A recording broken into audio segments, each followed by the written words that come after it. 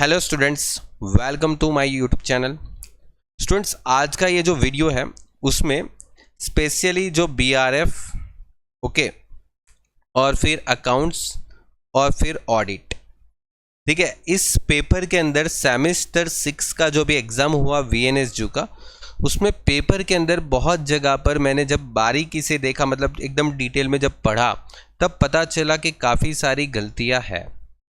तो उस गलतियों के कारण मेरे पास पिछले कुछ दिनों से, जब से ये पेपर हुए हैं, ठीक है, 3 पेपर, वहाँ पर काफ़ी सारे स्टूडेंट ने मेरे को मैसेजेस भी किया और फिर बाद में मैंने अभी जब फ्री होके वो सब मैसेजेस देखे तो लिटरली मुझे लगा है कि हाँ, यहाँ पर मिस्टेक है। और ये मिस्टेक के कारण काफ़ी सारे स्टूडेंट्स को क्वेश्चन का आंसर पता था, आता भी था, फिर भी वो स्टूडेंट्स ठीक से नहीं कर पाए। अब इसका रिस्पॉन्सिबल कौन होगा?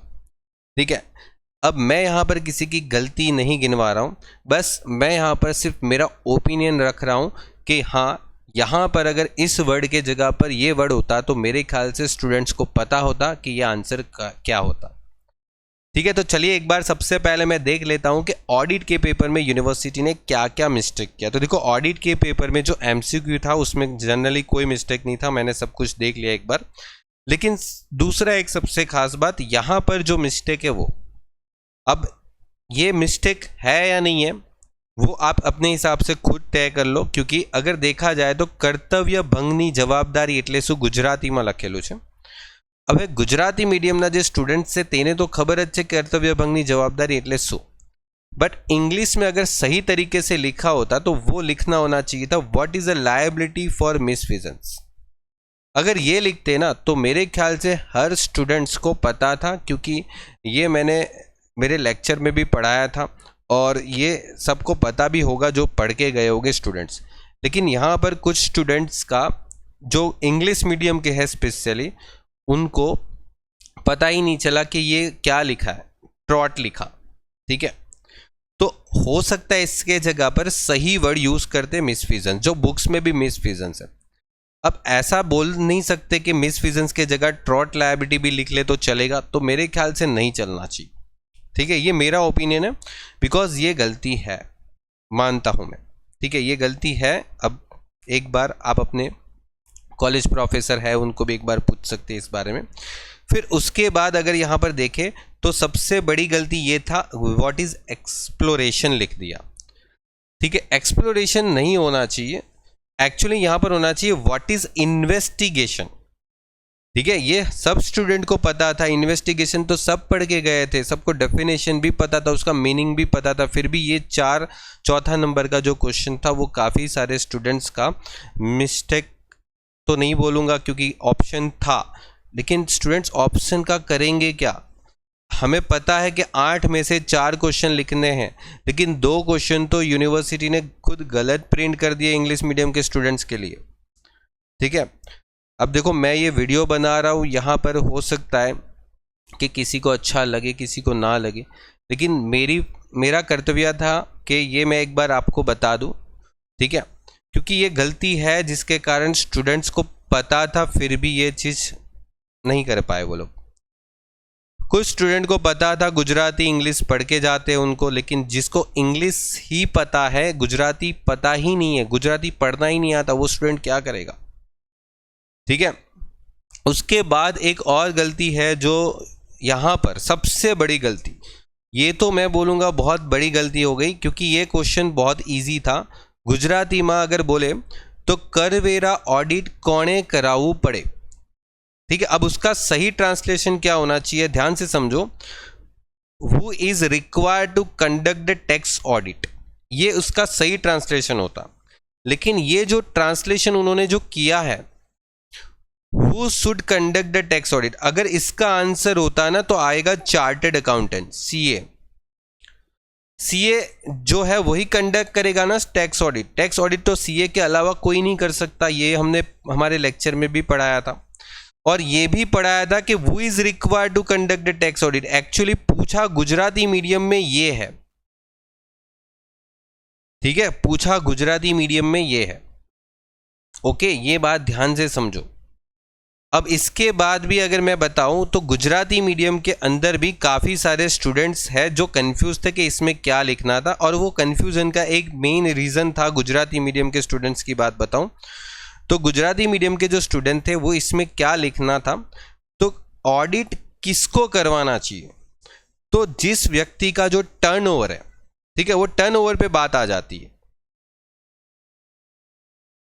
ठीक है, गुजराती मीडियम के स्टूडेंट्स भी यहाँ पर बहुत सारी गलती करके आए, क्योंकि एक चीज़ था, मार्केट में किसी कोई कोचिंग क्लासेस था, ठीक है, मैं नाम नहीं लूँगा, लेकिन उस कोचिंग क्लासेस में जो उन्होंने पैम्फलेट बनाया था या फिर उन्होंने जो भी इम्पोर्टेंट के नाम पे जो स्टूडेंट्स को सिर्फ एडवर्टाइजिंग मार्केटिंग करने के लिए जो यूट्यूब पे वीडियो रखा था उन्होंने, और फिर उन्होंने जो मार्केट में PDF शेयर किया था, उसके अंदर इसका क्वेश्चन उन्होंने गलत लिखा था। उन्होंने लिखा था ऐसे, देखो मैं बताता हूँ, व्यक्ति, ओके, पेढ़ी, कंपनी, ये गलत आंसर है, ये गलत आंसर है। बहुत सारे स्टूडेंट्स इसको लिख के आए हैं जबकि उस PDF से पढ़ के गए। इसीलिए मैं बोलता हूँ स्टूडेंट्स, आप जिस भी YouTube चैनल को देखते हो, ठीक है, सबसे पहले तो उसकी ऑथेंटिकेशन चेक कर लो। आजकल क्या होता है, बहुत कोई पढ़ाता तो रहता है, लेकिन कभी कभी वो चीज़ गलत भी पढ़ा लेता है, तो उसको वेरीफाई करो वो गलत है, ऐसा नहीं कि पढ़ते जा रहे हो। ठीक है, मैं मानता हूँ मेरे से भी कभी कभी कोई गलती होती है, लेकिन मैं उस गलती को वापस सुधारता भी हूँ। ऐसा नहीं है कि वो PDF मार्केट में पब्लिश, गलती होती है, कैलकुलेशन में हो सकती है, ठीक है, और यहाँ पर तो पूरा कॉन्सेप्ट का ही गलती था वो PDF के अंदर। अब मैं आपको बताऊं, मेरे वीडियो के अंदर या तो मैंने मेरे कुछ जो लेक्चर है उसके अंदर ये पढ़ाया था कि टैक्स ऑडिट बिजनेस को और प्रोफेशन को कब करवाना है, ठीक है, तो मैंने आपको नया वाला लिमिट भी बताया था, जो एग्ज़ाम में अगर आप लिख के आओगे तो मेरे ख्याल से बहुत अच्छे से मार्क्स देंगे ही देंगे, क्योंकि हम जो पढ़ के गए थे इंग्लिश मीडियम के, मैंने जो बताया था वो एकदम लेटेस्ट वाला बताया था। तो ये लिखना था कि टैक्स ऑडिट कब करवाना है, बिजनेस को और प्रोफेशन को, ठीक है। तो वो गुजराती मीडियम के जो PDF जो मार्केट में घूम रही थी उसके अंदर भी आंसर गलत है, उनको पता ही नहीं है, क्योंकि जो आदमी वहाँ पर टैक्स ऑडिट पढ़ा रहा है उसको खुद ऑडिट का एक्सपीरियंस नहीं है, ठीक है, वो ऑडिट कैसे पढ़ा सकता है, ठीक है। तो वो सब भी देखो, ऐसा नहीं कि चलो कोई भी पढ़ा रहा आप उसके पास पढ़ रहे हो चलेगा, फिर आगे आपकी मर्जी होती है।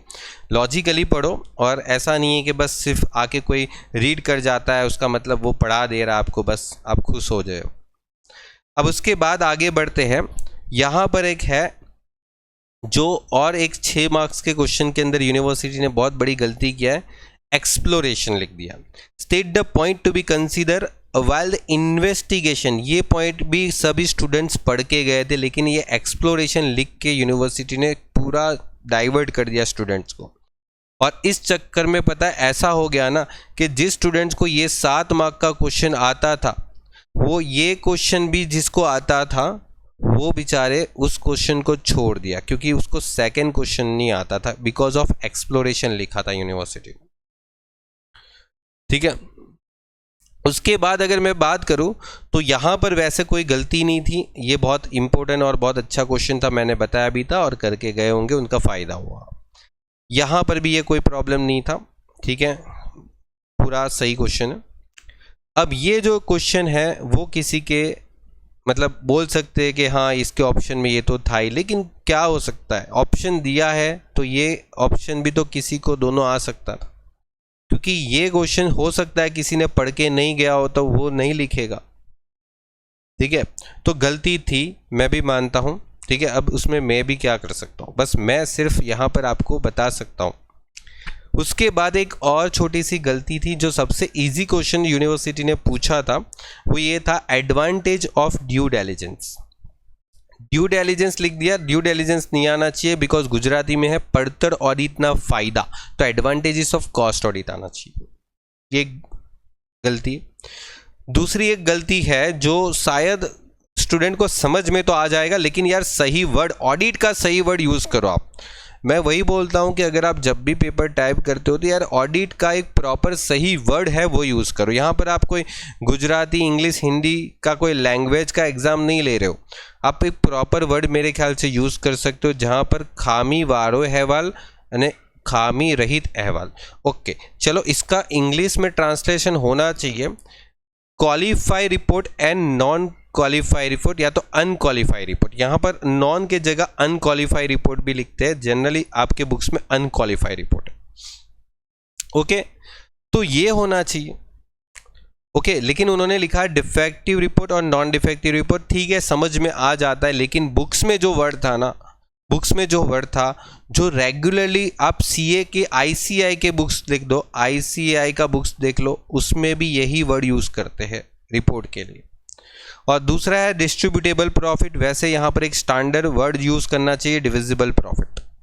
ओके तो ये एक ऑडिट के पेपर में मेरे ख्याल से कुछ जगह पर जो ट्रांसलेशन का प्रॉब्लम था उसके कारण कुछ स्टूडेंट का मेरे ख्याल से पेपर में मिस्टेक हुआ होगा और पेपर खराब भी गया होगा। ठीक है, काफ़ी कंफ्यूज हुआ था। ठीक है कि स्टूडेंट्स काफ़ी कंफ्यूज हो गए थे कि ये क्या पूछा है। ठीक है, जैसे यहाँ पर 2 बार एक्सप्लोरेशन वर्ड यूज़ कर लिया था। चलिए कोई बात नहीं, जो भी है मैं यहाँ पर किसी की गलती नहीं गिनवा रहा हूँ, मैं बस मेरा एक ओपिनियन रख रहा हूँ।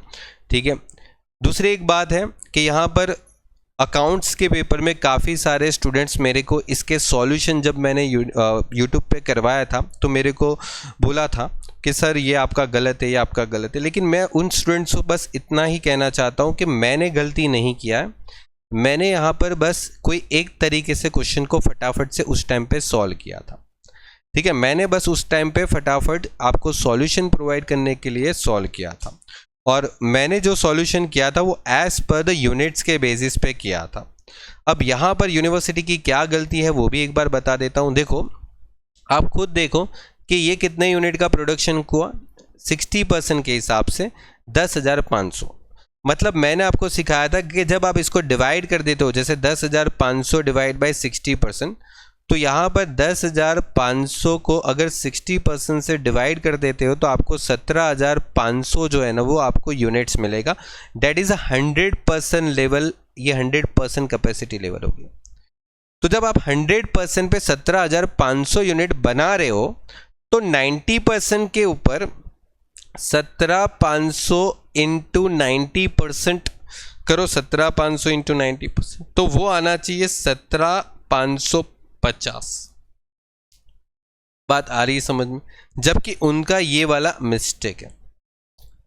अब ये क्वेश्चन में मैंने जो मेरा ओपिनियन था, जो मैंने यूनिवर्सिटी का मिस्टेक है वो बता दिया। ओके, क्योंकि यहाँ पर दोनों तरीके से क्वेश्चन मैच नहीं हो रहे ना। आप यूनिट्स के हिसाब से उसकी प्रोडक्शन कैपेसिटी मैच हो रही है, ठीक है, दोनों में मैच नहीं हो रही। तो यहाँ पर आपने यूनिट्स के हिसाब से किया होगा तो जो मैंने यहाँ पर जो आंसर दिया था वो आएगा। ठीक है, मैंने यहाँ पर जो आंसर था वो थोड़ा सा मेरे से 75% की जगह पर मैंने 70 लिया था, तो मैंने करेक्शन किया था, मेरी टेलीग्राम चैनल पर मैंने इस चीज़ को बता दिया था। ठीक है, लेकिन ये चीज़ पेपर के अंदर थोड़ा कन्फ्यूजेबल थी। हाँ, अगर किसी स्टूडेंट ने 60% और 90% के हिसाब से क्वेश्चन किया होगा, हो सकता है एक क्वेश्चन परसेंटेज के हिसाब से भी हो सकता है, ये नहीं देते तो परसेंटेज के हिसाब से भी आप कर सकते थे। ठीक है, difference in percentage, difference in cost, जो सीखा होगा उनको पता होगा। तो ये यहाँ पर टैली नहीं हो रहा था। तो ये क्वेश्चन में जो स्टूडेंट मेरे को कमेंट में बोल रहे कि ये चौथा क्वेश्चन गलत है, चौथा क्वेश्चन गलत है, ठीक है, मैंने मेरे हिसाब से सॉल्यूशन कर दिया कोई एक तरीके से। हाँ, किसी ने 60 और 90 के हिसाब से किया होगा तो उसका आंसर अलग ही आएगा, बिकॉज यहाँ पर ही डेटा मैच नहीं हो रहा है, यहाँ पर भी डेटा मैच नहीं हो रहा है। या तो आप चेक कर लो, 13,500 को 90% से डिवाइड करोगे ना, 13,500 को 90%, तो 15,000 यूनिट आते हैं आपके, और वो भी 100% लेवल पे। तो वो सेम चीज़ 60% लेवल पे आना चाहिए 9,000 रुपये, यहाँ पर 9,000 यूनिट होना चाहिए 60% पे, as according to 15,000 unit at 100%। But यहाँ पर 10,500 आ रहे, तो ये मैच नहीं हो रहा है। अब जानबूझ के ऐसा रखा है या फिर मिस्टेक है, ठीक है, तो आप एक बार चेक कर सकते हो। अदरवाइज आप पूरा पेपर देखो तो उसमें मेरे ख्याल से कोई मिस्टेक नहीं है। बाकी का पेपर मैंने इतना देखा नहीं है अभी। उसके बाद अगर मैं बात करूं तो एक बीआरएफ का पेपर था। अब बीआरएफ के पेपर में स्पेशली वापस इंग्लिश मीडियम में एक जगह पर मिस्टेक है, पहला ही एमसीक्यू। जिसमें बोला है यहाँ पर गुजराती मीडियम वायदा बजारनी खरीदी અને જથ્થાબંધ खरीदी। तो एक्चुअल में यहाँ पर वाइल सेल्स परचेजिंग ऐसा लिखा है एंड इधर भी वही सेम लिख दिया, ठीक है। और ये दोनों का जो ट्रांसलेशन है वो गलत है, ठीक है। गुजराती के हिसाब से देखा जाए तो सब सही था और गुजराती के हिसाब से आप आंसर दे सकते हो, लेकिन देखा जाए तो इंग्लिश वाले स्टूडेंट्स यहाँ पर कंफ्यूज होंगे। अब जिसको गुजराती पढ़ना आता है वो कर लिया होगा, जिसको इंग्लिश ही आता है सिर्फ वो बेचारे फंस गए होंगे, ठीक है। और देखो इस तरीके की जो मिस्टेक है ना वो इस साल स्पेशली बहुत सारी जगह पर देखी गई है। और मैं ये रिक्वेस्ट करता हूँ कि अगर यूनिवर्सिटी आगे चल के अगर ये पेपर बनाती है, ठीक है, तो वो हो सके तो जो पहले सिस्टम चल रही थी इंग्लिश में, पहले मतलब पूरा गुजराती में आता था फिर पूरा इंग्लिश में आता था, वैसे ही प्रिंट करो। क्योंकि काफ़ी सारे स्टूडेंट्स का ये जो हमारे पास मतलब जो मैसेजेस आए, जो उन लोगों ने जो अपना ओपिनियन बताया वो ये है कि उन लोग को काफ़ी पढ़ने में प्रॉब्लम होता है, क्योंकि जिसको गुजराती समझ में नहीं आता, पढ़ना भी नहीं आता, ऐसे काफ़ी सारे स्टूडेंट होते हैं और वो स्टूडेंट्स को काफ़ी कन्फ्यूज़न होता है। स्पेशली चलो छोटे छोटे एमसीक्यू या शॉर्ट क्वेश्चन में तो कोई प्रॉब्लम नहीं होती, लेकिन जब अकाउंट्स के अंदर अगर स्पेशली देखा जाए तो अकाउंट्स के अंदर जब ऐसे क्वेश्चन आते हैं, जैसे यहाँ पर देखो पूरे 2 बार टेबल छापा था, ठीक है, तो काफ़ी सारा कन्फ्यूज़न होता है पढ़ने में। और इसमें काफ़ी सारे स्टूडेंट्स का ऐसा भी हुआ है कि कहीं ना कहीं बीच में से एक एंट्री लेफ्ट हो गई है, ठीक है। वरना पेपर कोई प्रॉब्लम नहीं था, बाकी सब इजी था, क्वेश्चन भी अच्छे रखे थे, एक लेवल मेंटेन रखा था अकाउंट्स के पेपर का। लेकिन ये एक थोड़ा टाइपिंग में जो पहले चल रहा था वो सही था, गुजराती छाप लो पूरा फिर इंग्लिश छाप लो, ठीक है, पेपर भी बचते हैं।